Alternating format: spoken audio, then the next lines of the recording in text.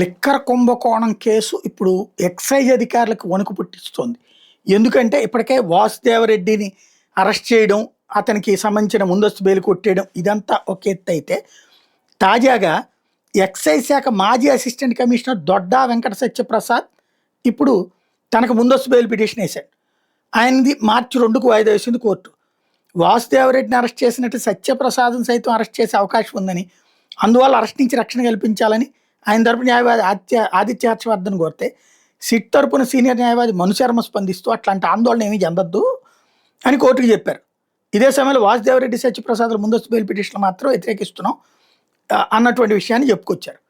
అసలు పాయింట్ ఏంటి, ఇప్పుడు ఎక్సైజ్ అధికారులను కూడా అరెస్ట్. అప్పుడు ఎక్సైజ్ పాలసీ మార్చడానికి కారణమయ్యి ఎక్సైజ్ అధికారులను అరెస్ట్ చేస్తే, ఇప్పుడు ఎక్సైజ్ పాలసీ మార్చి ప్రభుత్వ ఆదాయానికే గండిపడింది.